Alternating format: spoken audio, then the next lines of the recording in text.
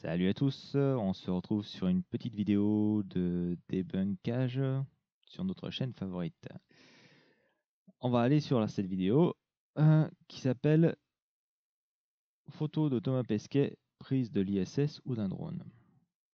Ok, alors, voyons voir ce qu'on nous propose. Déjà, c'est une vidéo qui a visiblement été repompée sur une chaîne américaine ou je sais pas trop quoi. C'est du classique, hein. Bon, Fabien Gravet peut en témoigner, ça ne porte pas forcément bonheur. Alors, on nous dit qu'un photographe professionnel est passionné par les images du ciel. Je me suis intéressé à ce que l'on nous envoie comme photos réalisées depuis l'espace. Cependant, l'analyse de ces photos spatiales de portions de terre réalisées par l'homme depuis la station ISS a interpellé mon esprit. Ok, soit. Qu'est-ce qu'il nous raconte? Ah oui, il y a un petit zoom. J'ai voulu photographier la station ISS, mais malgré mon objectif grossissant 50 fois, ok. Il dit même pas quel est son type d'objectif, quel est son boîtier. Ok, pour un photographe professionnel ou bien un photographe, comment il se qualifie? Photographe professionnel, ok. Il dit qu'elle a un objectif qui grossit 50 fois. Ok, moi je suis photographe, je dis pas ça. La station est ridiculement petite. Mon appareil réflexe doté d'un capteur 36 millions de pixels, ok, d'accord, il pourra donner le modèle. Ça peut être un Nikon D810, mais enfin bon. Ne me permet pas d'obtenir de détails satisfaisants. Ok, alors si ce monsieur était un tant soit peu renseigné sur la manière de photographier l'ISS, il saurait qu'il ne faut pas un objectif qui grossit 50 fois ou bien quoi que ce soit. Il faut foutre son boîtier sur un petit télescope qui est lui-même monté sur une monture équatoriale qui elle-même est motorisée et on programme le passage de la station dans cette monture pour pouvoir faire un suivi précis de la station. C'est pas avec un appareil photo tenu à bout de bras qu'on arrivera à faire des jolies photos de l'ISS, hein. Ça, il devrait être au courant. Enfin bon. Pour ceux qui sont pas au courant, il y a Thierry Lego, ouais, Lergo, je ne me rappelle jamais comment on dit son nom de famille, qui a fait des magnifiques photos de l'ISS. C'est pas un professionnel, c'est un passionné d'astrophotographie. Et voilà. Donc on fait très bien des photos de la station spatiale avec un appareil photo monté sur un petit télescope. Alors, cette photo a été prise par Thomas Pesquet depuis la station ISS à 400 km de la Terre. Waouh, j'adore le waouh. On aime bien ce petit air un peu condescendant des plateux. Waouh, waouh. Et cette photo est de Google Earth. Vous pouvez vérifier hauteur 13,13 km 75. Superposition quasi parfaite.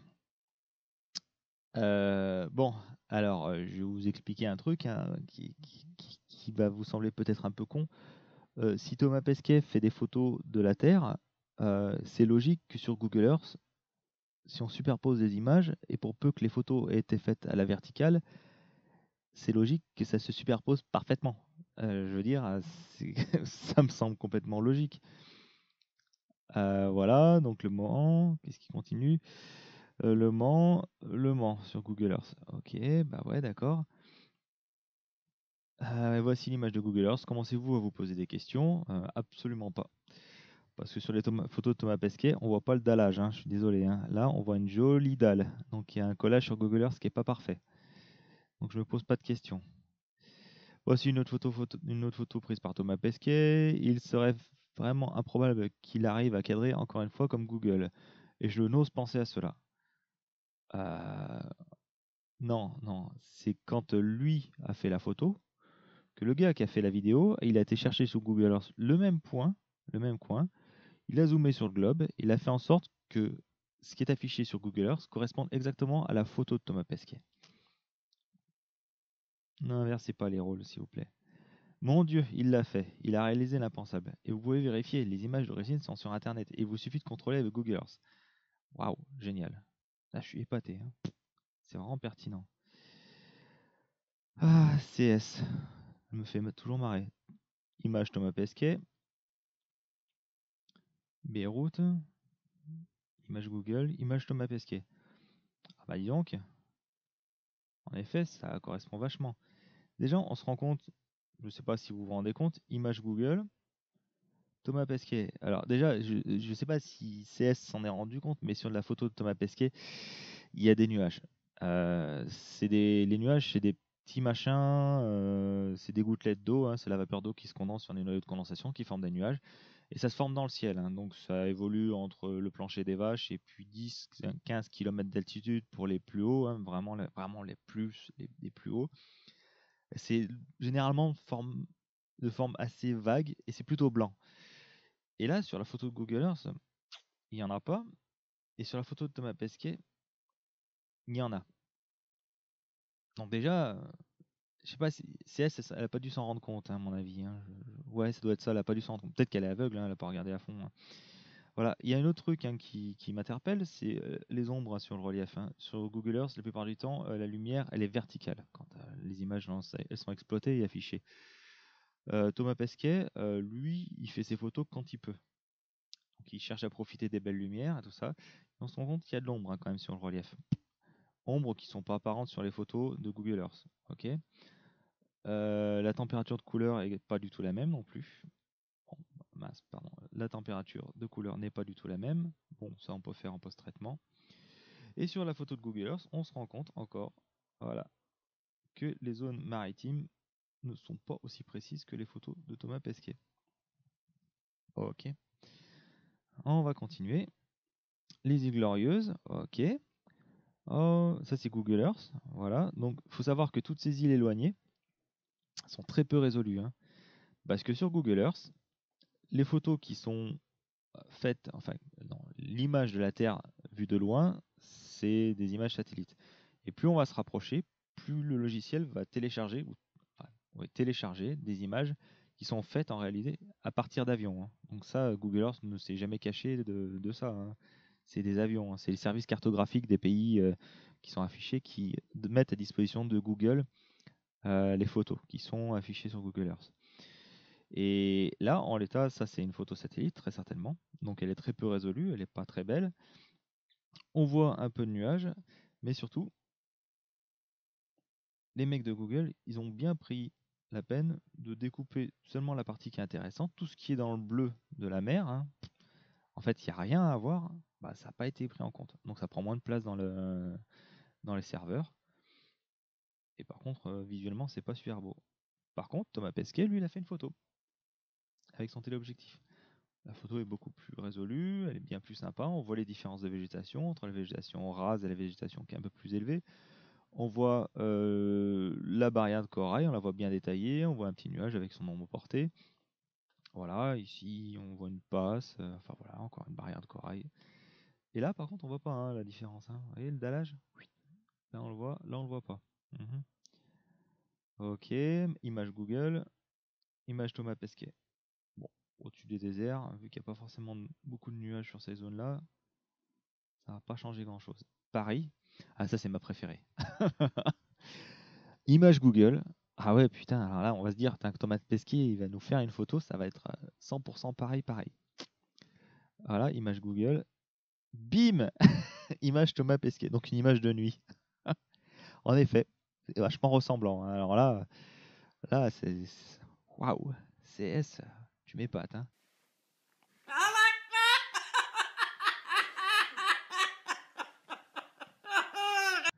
Non, franchement, je crois que tu es aveugle en fait. Ça, c'est en plein jour, hein, c'est photo satellite sûrement. Vu le champ qui est couvert, ça doit très certainement être des images satellites. Et là, depuis l'orbite, depuis 400 km, voilà. Donc pour faire ce genre d'image, hein, Thomas Pesquet il utilise un appareil photo, un D4S, qui est un très bon appareil, qui a une très bonne montée en ISO. Donc il peut faire des photos à 10 000 ISO, voire plus, hein, sans avoir une montée de bruit qui soit trop...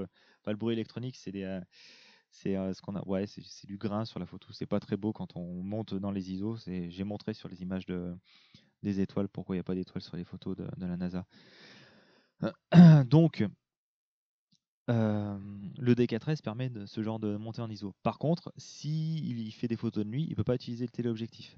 Parce qu'en raison de la vitesse de déplacement de l'ISS et la vitesse de déplacement du champ de vision qu'il aura dans son téléobjectif, il pourra faire que des photos floues, hein, ça ne sera pas terrible. Par contre, en utilisant un grand angle, c'est très largement réalisable. Pour ceux qui font des photos des étoiles, sauront très bien que s'ils utilisent un 14 mm et qu'ils font des pauses de 10 secondes, les étoiles, on les voit très peu bouger. Par contre, s'ils utilisent un 50 mm et ils font une pause de 10 secondes, les étoiles, elles auront déjà commencé à faire un trait sur la photo. Donc voilà, c'est quand on est photographe, quand on sait se servir d'un appareil photo, contrairement à ce monsieur qui se dit photographe professionnel, on sait ça, hein. Désolé, hein. Donc vous pouvez aller discuter avec un photographe, aller discuter dans les forums de photographie, vous allez voir, hein, ce qu'on va vous dire. J'invente rien. Et vous pouvez prendre toutes les images de Thomas Pesquet, ou faut-il dire de Thomas Google, le résultat est le même, superposition exacte. On parie? Bref, aucun intérêt d'être aussi haut, 400 km, pour faire des vues comme si vous étiez à 14 km de haut. Ouais, bon, bah ça, ouais, quand on utilise un téléobjectif, c'est logique d'avoir des vues rapprochées de la Terre, hein, je suis désolé, hein, parce que, bon, dans ce cas-là, les gros plans des joueurs de foot dans les stades, ça veut dire que le photographe, il leur court derrière les basques pour faire des photos de portraits. Je crois que le photographe, il n'a jamais entendu parler des téléobjectifs, hein, des 800 mm entre autres, qui sont embarqués sur l'ISS.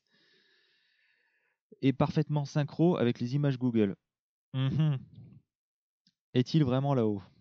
J'aime bien les 3 points d'interrogation. Alors après, on va me reprocher de dire que oui, j'accuse et tout ça, qu'elle utilise le conditionnel. Non, je crois pas qu'elle utilise le conditionnel.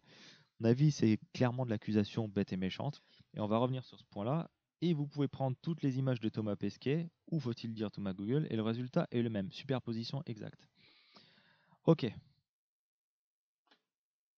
Voilà. Vous allez voir. Les chercheurs de vérité. Chercheurs de vérité en carton, ouais. Bon.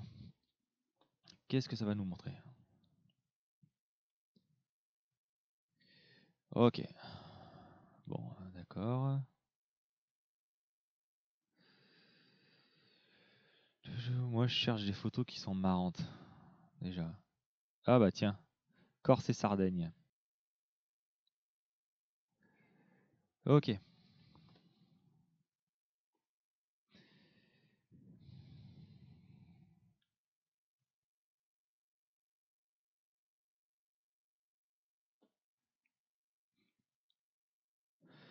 Bon, donc voilà, on va voir hein, si ça correspond. Donc voilà. Corse et Sardaigne. Ok. On va sur Google Earth. À la verticale. Ah ouais. Ça ressemble vachement, hein. Bah putain, CS. T'as vraiment vérifié l'affaire, hein. Oh, regarde. Hop. Hop. Je t'engage hein, à comparer. Hein. On va voir si ça superpose vraiment. Hop, on va essayer autre chose. Retour à la galerie. Bon, les photos de nuit. Ça, quand vous les trouverez sur Google Earth, hein, vous m'en parlerez. Ah oui, tiens, je parlais du bruit. Voilà ce que c'est que le bruit électronique. Vous voyez comme c'est dégueulasse là? Voilà. Ça s'appelle du bruit électronique. Et c'est quelque chose qui se crée quand on monte dans les ISO avec son appareil photo. Alors pour faire ce genre de photo, ils ont une espèce de support qui s'accroche à la cupola, qui permet d'éviter de faire bouger l'appareil photo. Et ils utilisent une télécommande et ça leur permet de faire des photos sans avoir trop de bouger. Il n'y a que le bouger de la station spatiale. Donc pour faire cette photo, voilà, il était à 20 319 ISO. C'est énorme. Voilà, et à 1/5 de pause. f1.6. Et c'était quoi l'objectif AF Nikkor 28 mm. f1.4. Ok. Bon, d'accord.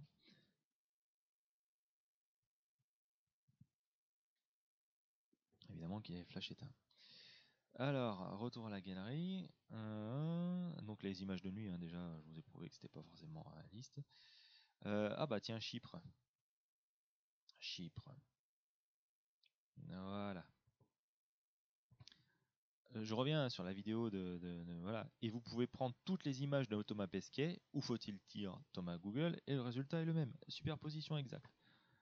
On va sur Google Earth. On va chercher Chypre.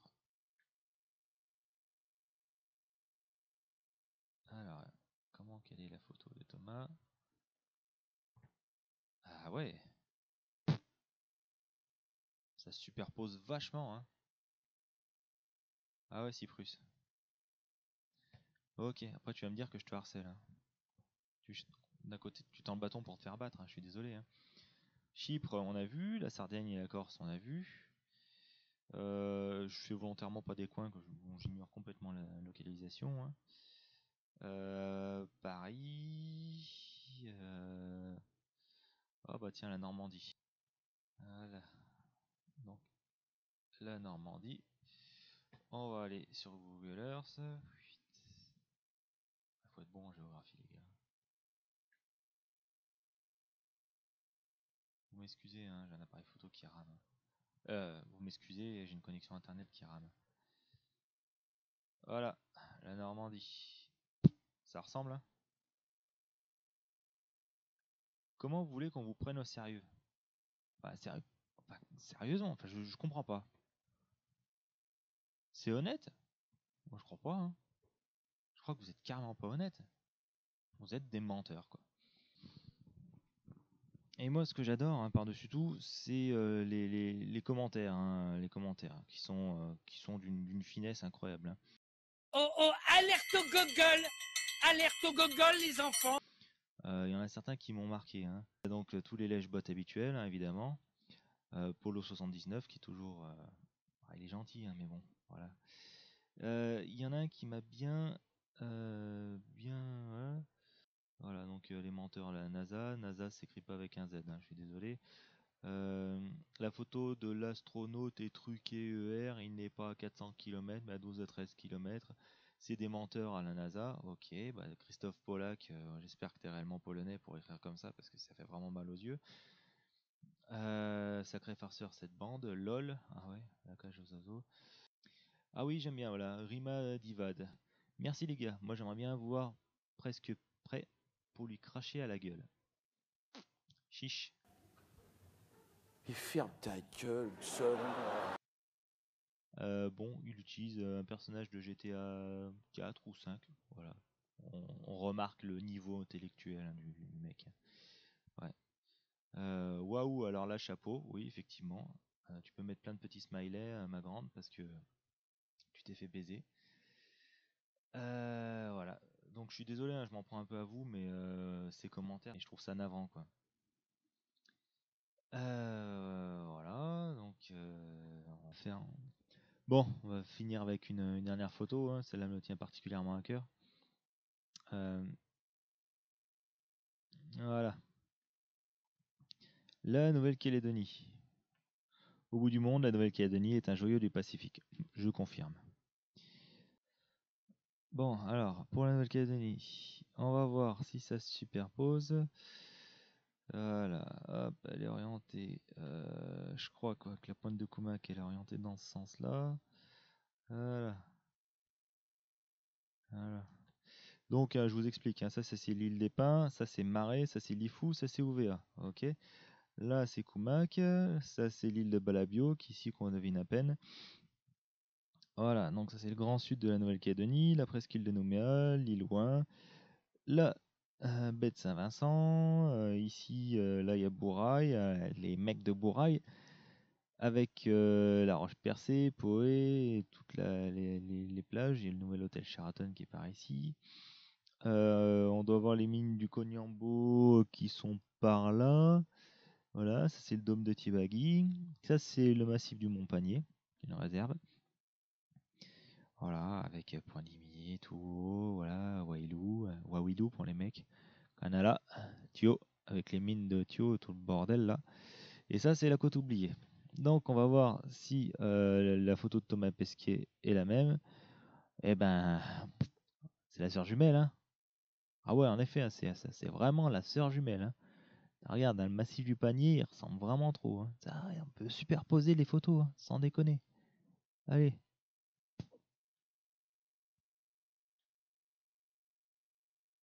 On va essayer. Chapeau, hein. Bon, on va arrêter le massacre ici, je crois.